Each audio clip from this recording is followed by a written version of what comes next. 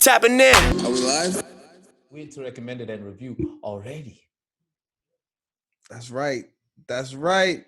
I'm so happy. Hip hop is back. Yes. Boy.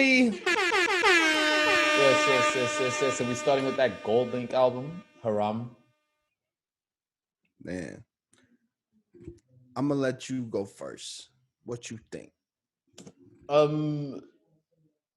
He's I dig the artistic attempt of it. I dig that he's trying to come with a different sound.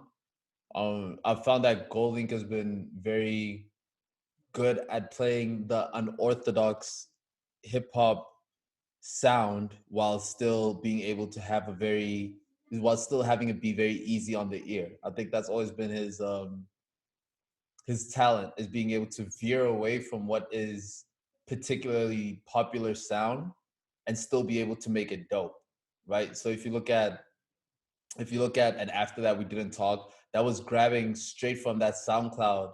That was grabbing from that SoundCloud instrumental sounds, right? Because that's how, like, when we started listening to Goldie, he was jumping on top of the beats that we didn't even think were like even capable of rapping to. You know what I mean? Think about that Aquafina track. Like that offbeat, Yeah. and he catches us still. Yeah. Well, I appreciate you situating us in some of his discography, man. I think from the God Complex, which was his first like put together body of work, I definitely heard exactly what you said, man. Unorthodox, but easy on the ears. Definitely soulful, definitely borrowing a lot in its use of 808s and instrumentals and samples from 90s R&B.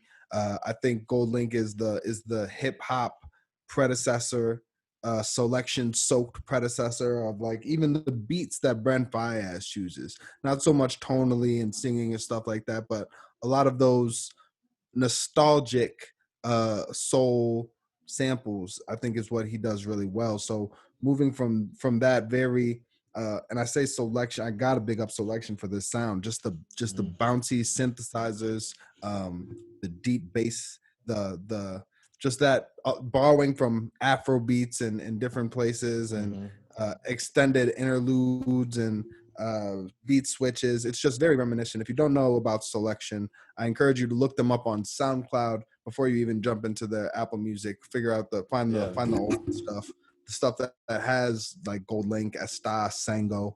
And if you know any of those artists, you are very blessed. Go search it out. But that transition from the God Complex to after that we didn't talk was him. I think doing that in a much more polished way, moving there to At What Cost is my favorite. I was about to say that's my favorite Goldlink album too. Goldlink album, right? It's just it's summary.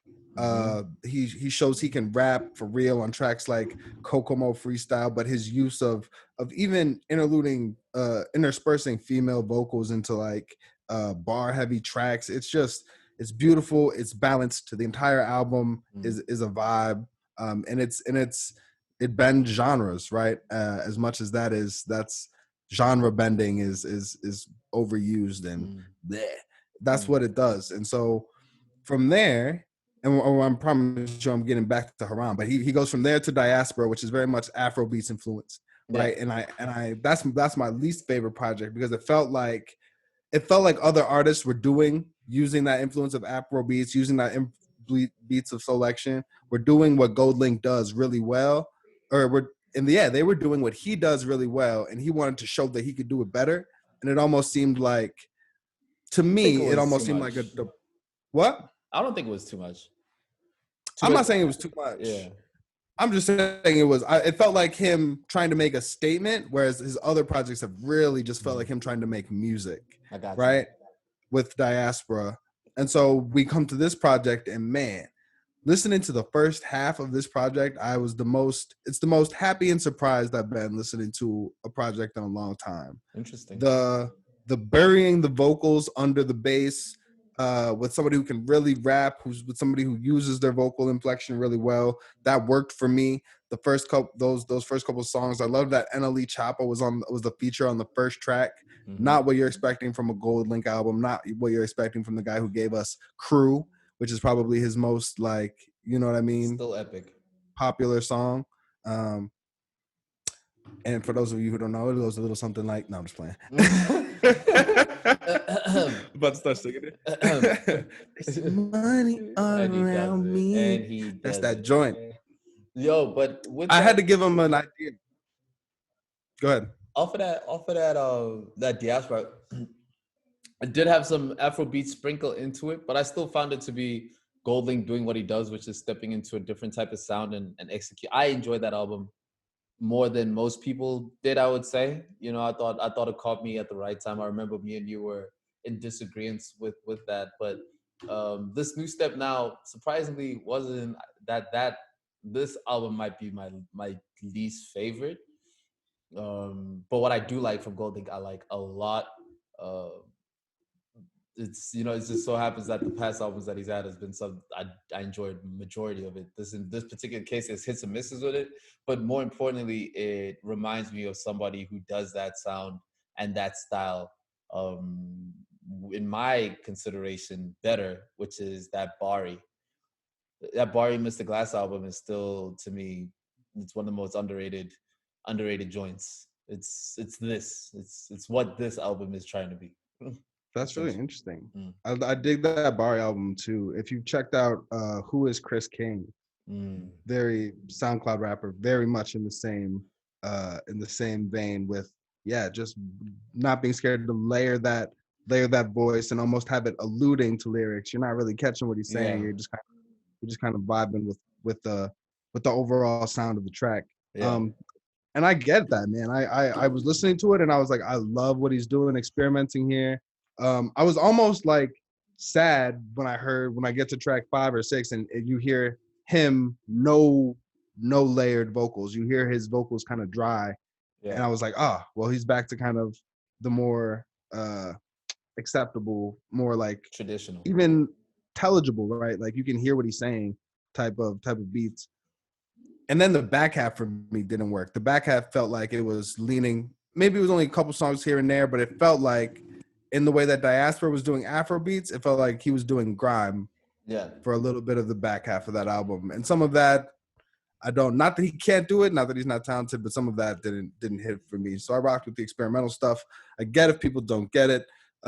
Really quickly, I will give some of my highlights. White Walls, gotta be. gotta be. Um, I love that they left that beat open. yeah, yeah. I I, loved White I've already Walls. I wrote love. my bars to it. I've already wrote You my got rap your to it. 16. All right, Yeah, see, for that's sure. the type of Patreon content we need. That's coming soon. Thump Chronicles, I dug that. Uh, and I really dug Raindrops. Raindrops might be my favorite song on on the Interesting. album. I really Interesting. liked Raindrops. Yeah. I was Uh, disappointed by Raindrops. really? Yeah, because Flo Oh man, I Milli, rock. I've been a Flo Milli fan for a bit, and so I was hoping it would be something hard and not this glossy poppy pop pop grime.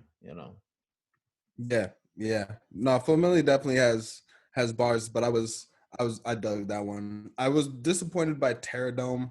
That was a Yeah. low light for me. Didn't dig that. And then there's Culture Clash, which is the appropriately named Pop Smoke. Uh, what do we want to call that?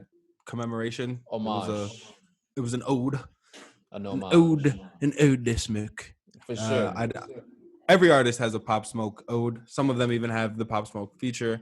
Um, I get it. I'm glad that his legacy is living on, but it's a little bit overdone as just like the last minute inclusion of the album that doesn't fit in with anything else with the Pop Smoke ad libs and the New York drill beat. I it didn't. I don't feel like it need to be part of this album, but But if there it it's gonna was. be an experimental album, I could see why it would be there. The highlights for me: White Walls for sure. Thumb Chronicles, that Wayne Perry. That was pretty hard. I enjoyed that. Low lights would be that Terror Dome, as well as that Flo Milli track. I wasn't feeling that entirely too much. Out of five mics, if I have to if I have to give it, I'd give it a 3 mics, 3 out of 5. I can get with that. I can get with 3 out of 5 mics. I would give it. Yeah, I'm not going much. I'm not going much higher. There's definitely stuff that I will and won't take from this album, so I'll give it 3.5 out of 5.